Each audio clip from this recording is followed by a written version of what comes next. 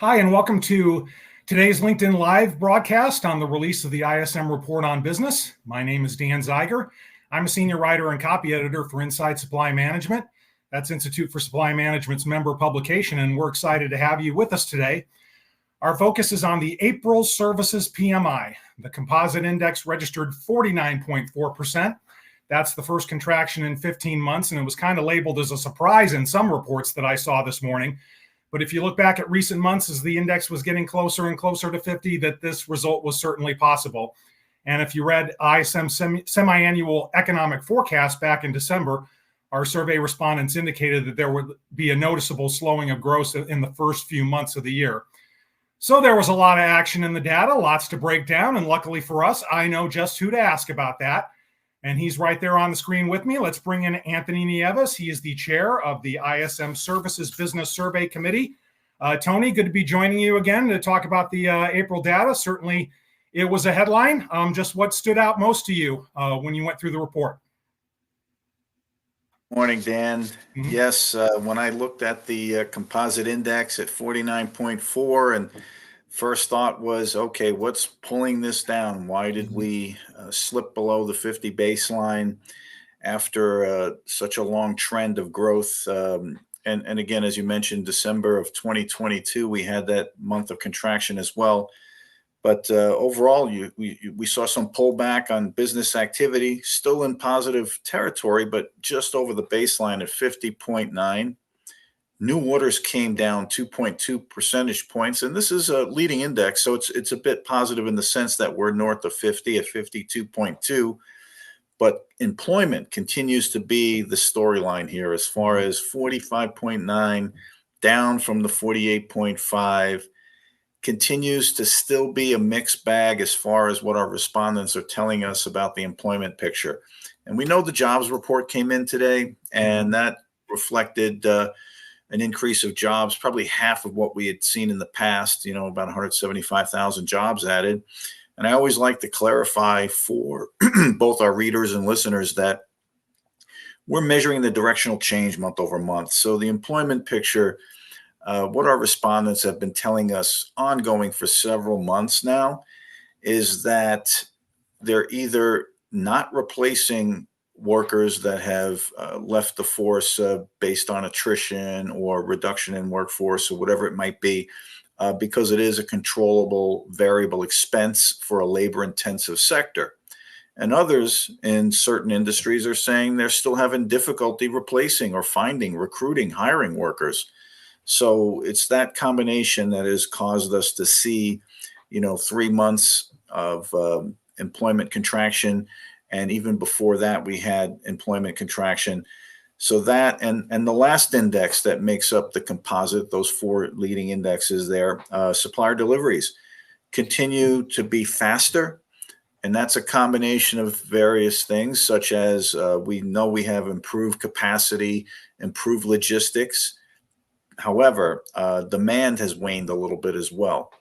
And to your point in the opening comments, Dan, you hit the nail on the head when you said that our respondents in the semi-annual said, the first part of the year, we were going to see a flat or even decline relative to activity, revenues, and whatnot, and that the second half would be a more optimistic outlook as far as they were concerned.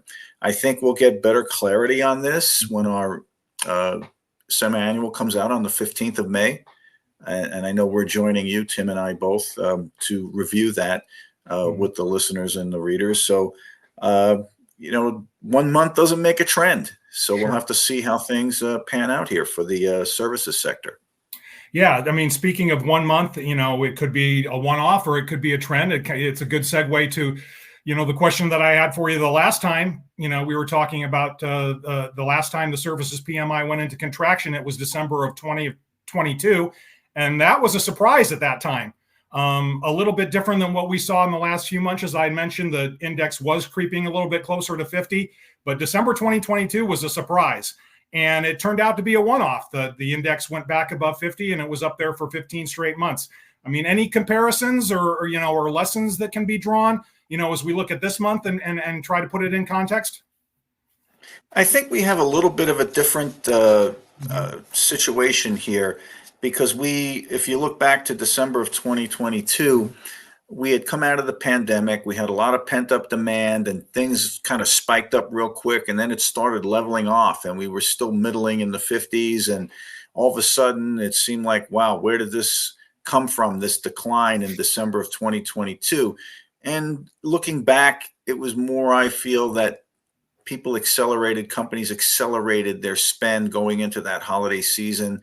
And so it kind of had that lull month over month change in that December. And so it was kind of a bit of a head fake for us going into that January, where we saw it pop up pretty substantially from where it was. This seems a little different in the sense of we have some pressures here. We have inflation, we have geopolitical concerns, and we were just over that baseline for a few months there. So the potential, as you said, existed. I also feel that the potential exists where we, might be in this little bit of a tranche. I don't expect it to be long term, even if we do go below 50 next month or even the month thereafter. But, hopefully we'll get some better indications out of the semi-annual forecast. But right now, this is a little bit different scenario. We got different variables happening than what we did in December of 2022. Yeah. Well, let's go into the sub-index numbers. You touched on them in your summary, but let's dive in a little bit deeper.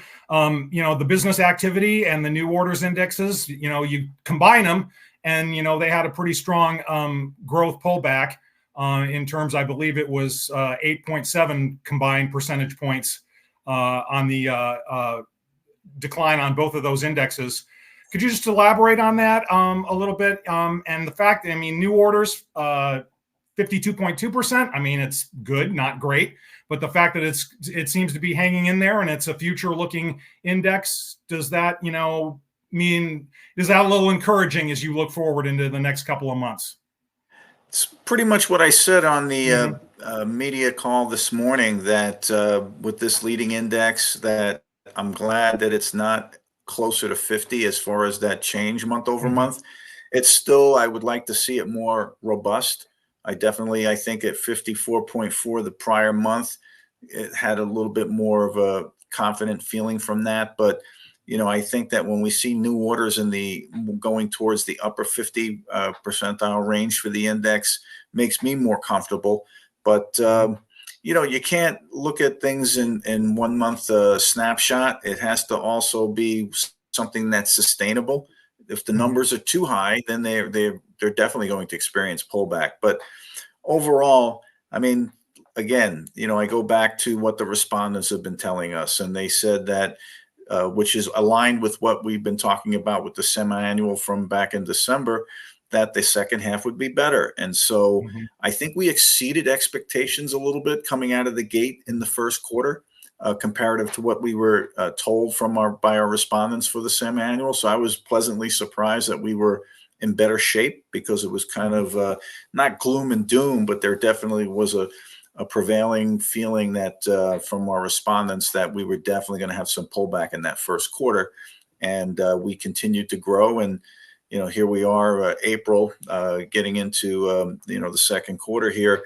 So we had this pullback. And again, not to come across as the consummate optimist, but this does not make a trend. So we'll have to see what comes out of this next month, and especially with the warmer weather. Yeah, another sub-indexes that, it's always drawing a lot of attention each month, and especially in recent months.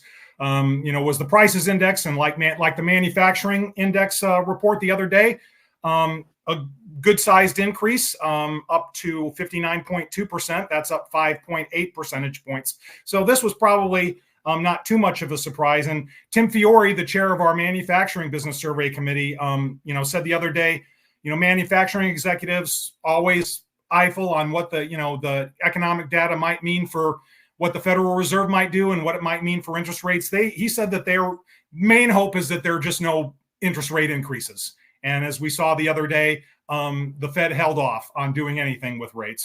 Do services companies kind of have that same sentiment, that they're kind of just hoping that for now, at least, interest rates don't at least increase? And just what is the general sentiment when you saw the prices index number for this month? Well, I believe that from what the respondents are indicating, that they would prefer to see rates, never mind rates decrease versus just the rate staying the same. Mm-hmm. Because, if you look at the variables that the Fed considers and what they have to manage besides monetary policy, it is inflation and it is employment. All right. They Mm-hmm. have to help combat unemployment levels. And even though we've had low unemployment figures, it doesn't necessarily reflect the overall picture of what's going on in the employment space. And part of that has to do with the mixed bag, as I mentioned, of whether it's individuals that have not re-entered the workforce, companies controlling labor costs, or not finding suitable workers, or construction continues to have difficulty filling positions. You look at accommodation and food services, they still have trouble filling positions, and part of it is the type of work. I think when you look at it in totality and rate increases, what is the single largest contributor to GDP in the economy? Real estate rental and leasing. Now, real estate continues to be hammered through this whole period of time. As we know, the interest rates have impacted the ability for individuals to buy homes and also to have financing at acceptable levels. And it's put a damper in the real estate market. There's been some other changes in that market as well.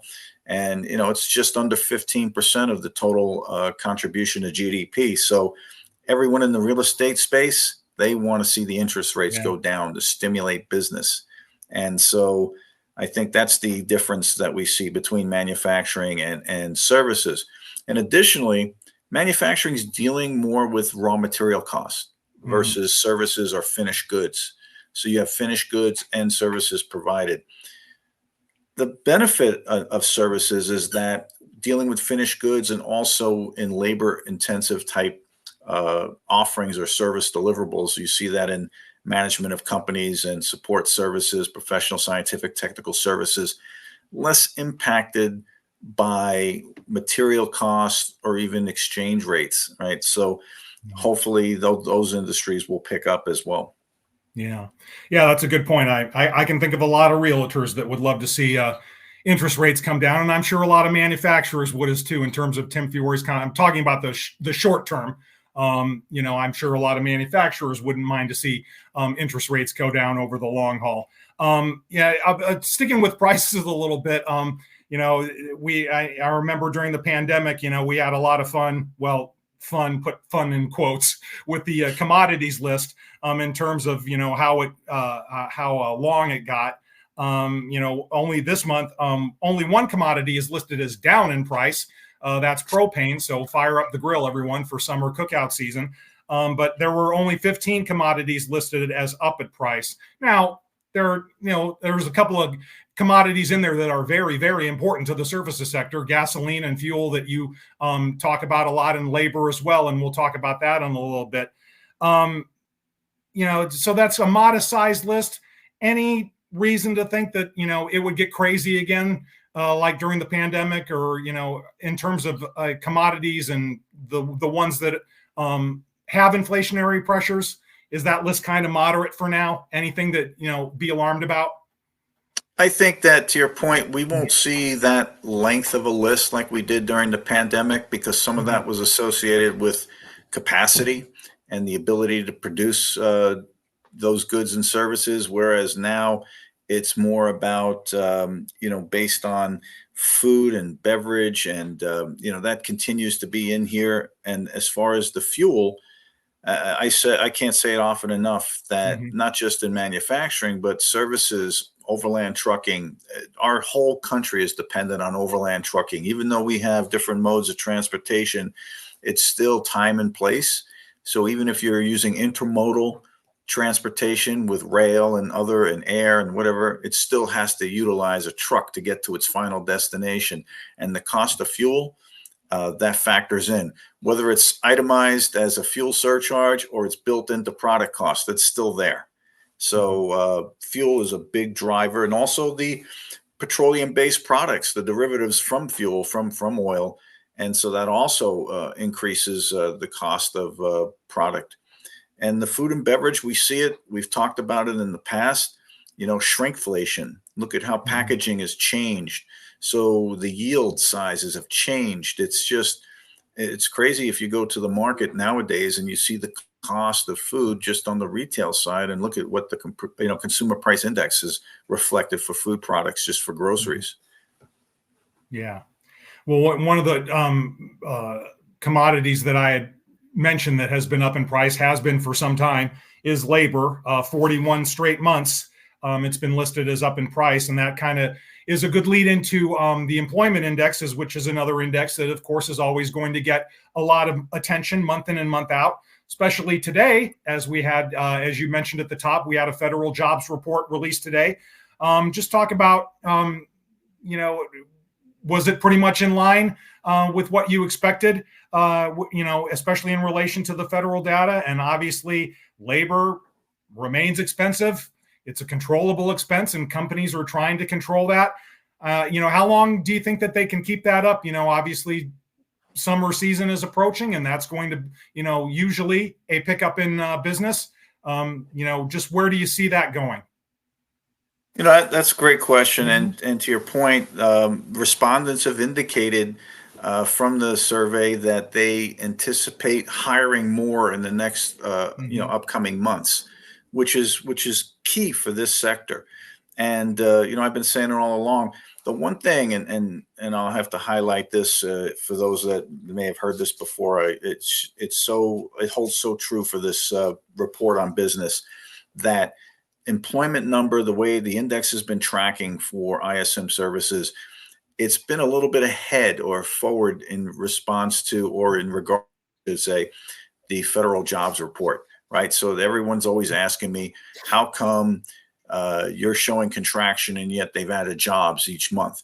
And again, yes, our respondents have added jobs too. It's just less jobs month over month. So that's why we see the directional change measured in contraction for this index. And so hopefully we can get back up into positive territory. It's going to be a steep climb to change from where we are, unless there's like this huge avalanche of job additions. But I anticipate seeing this index to increase as well as we get into, as you said, the warmer months, the summer months, things starting to open up on the recreational side of things. Yeah. Well, another index that caught my eye this month, and not just because we wrote about it recently, and I'll get to that in a moment, it was the backlog of orders index. Could you explain a little bit how that works? Based on, some people may not know, it may be a little bit different in services than manufacturing in terms of a services order backlog. It was up 6.3 percentage points to 51.1% in expansion. We did an article on this recently, and someone who's on this call, Christina Cahill, was a great resource with that for me, and we've just put the link in the chat that you can peruse that at your leisure. That index went into expansion, and as Christina and I discussed in that article, that could be an indication that this is an issue of improving demand, or it could mean a sign of supply chain problems. Doesn't look like with the logistics. With the supplier delivery index in good shape, doesn't look like that's the issue to the naked eye, at least when you look at the report. Just kind of break that down a little bit, and the backlog of orders index going to expansion this month. Well, you have to look at the difference of backlog versus supplier deliveries. Okay, so supplier deliveries are actually what's happening based on the deliverables at that point in time, right? So how fast it's moving from point A to point B, where backlog is more dealing with cycle time of the order and what's in the queue. And so we've had some variables that have impacted backlog. And initially, when these things transpired, it didn't hit us immediately. But for instance, we know that there's trouble with the Suez Canal, right? Geopolitical issues. Then we have the Panama Canal. It's taking twice as long for ships to get through the Panama Canal due to the water situation. The concentration gradient water situation is posed where the locks take longer to fill up because of the water that feeds into it. So that has slowed down transportation there. So those two things alone. And then we had the catastrophe, the mishap with the Key Bridge that has also impacted some certain manufacturers I don't like to name.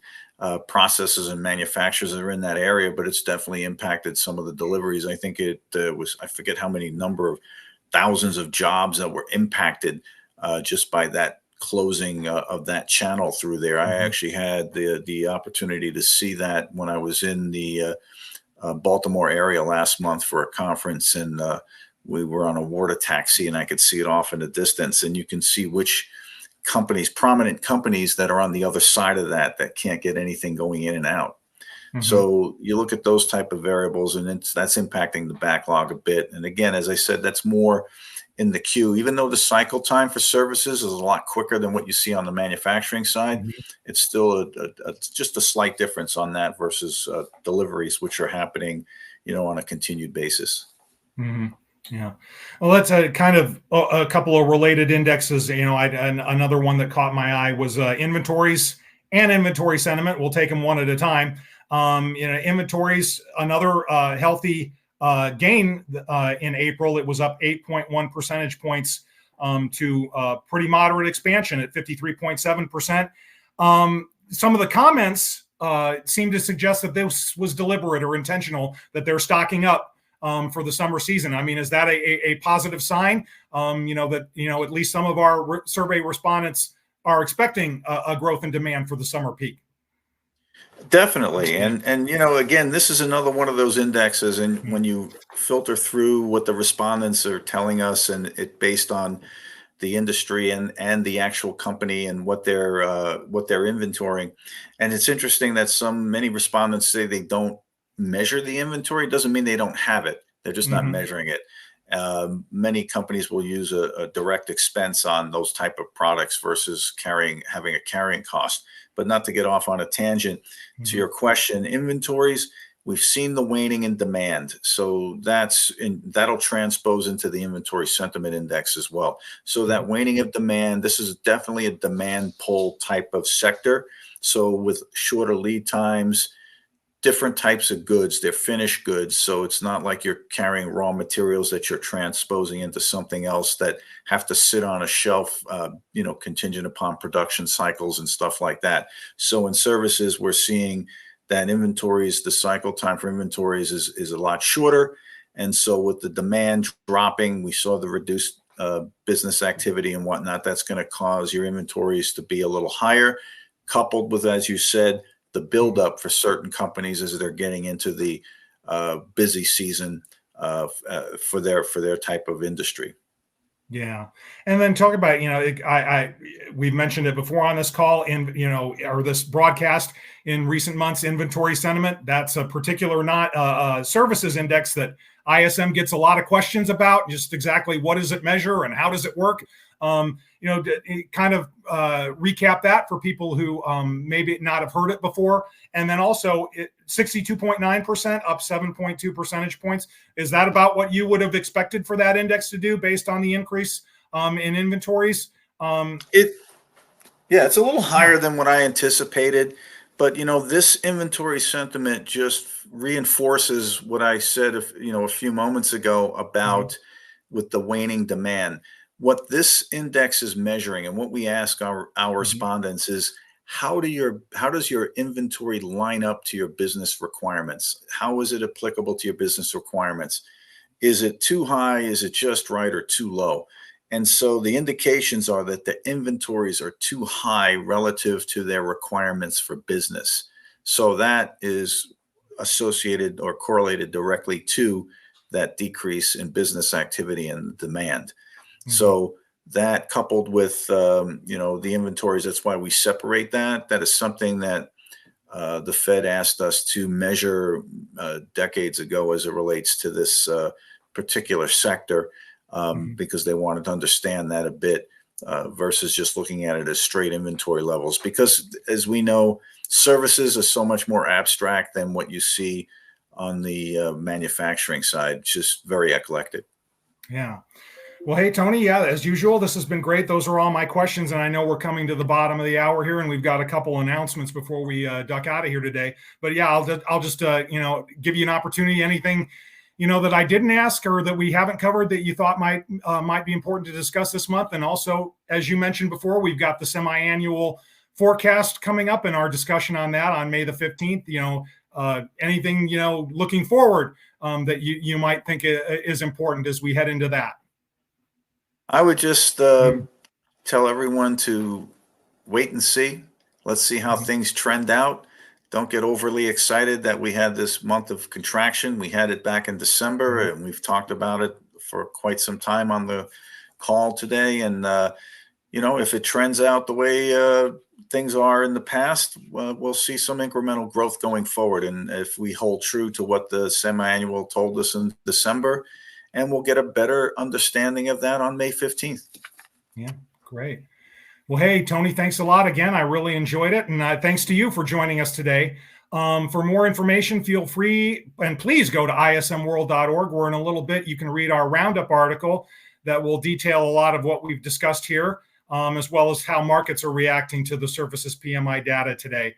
And also join us, as we've mentioned a couple of times here, for a special LinkedIn Live session on May 15th, when ISM releases its spring semi-annual economic forecast for the manufacturing and services sectors. Tony and Tim Fiore, who is the chair of ISM's Manufacturing Business Survey Committee, will join me to discuss the findings. And we'll see you back here in a month's time when we break down the May ISM report on business. And right there, if you'd like to join our business survey committee, go to ismworld.org/join the panel with the hyphens there. It takes 10 or 15 minutes every month. And as Tim Fiore mentioned at our conference this week, it's a great way for you respondents to kind of keep tabs on how their own business is doing, or be more aware of it at least, and as well benchmark against other businesses in their sectors. So for Anthony Nieves and a couple of people who helped us behind the scenes today, Christina Cahill and Jennifer Stevens, I'm Dan Zeiger. Thanks for joining us, and we'll see you next time.